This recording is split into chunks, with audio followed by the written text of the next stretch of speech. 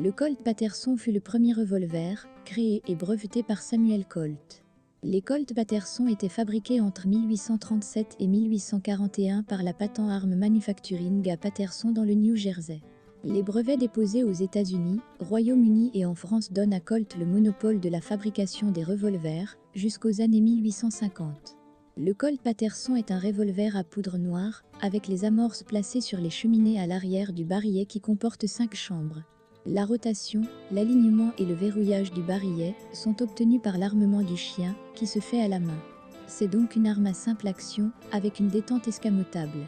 Le revolver Paterson était fabriqué en 4 variantes, avec différentes longueurs du canon. Les chiffres de production sont approximatifs. En plus, la Patent Arms Manufacturing fabriqua des armes longues, environ 700 fusils rayés, 950 mousquetons et carabines de chasse à âme lisse.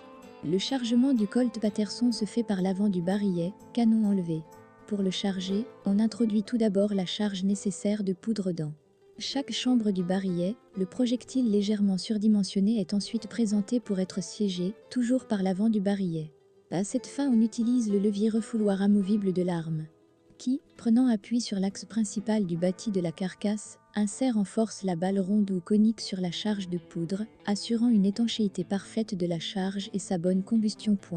Pour finir la procédure de chargement, on remplit de graisse ou de cire le creux autour des balles pour réduire l'accumulation de calamine, produit solide de la combustion de la poudre noire dans les rayures du canon, conservant ainsi une bonne précision sur les tirs suivants.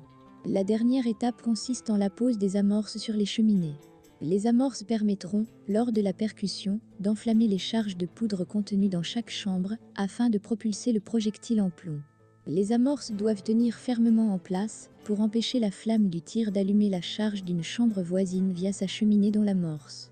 Ce serait des phénomène dit de départ en chaîne.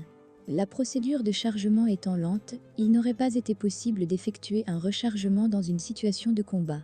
C'est une des raisons pour lesquelles les revolvers et fusils Paterson étaient livrés généralement avec 2 barillets.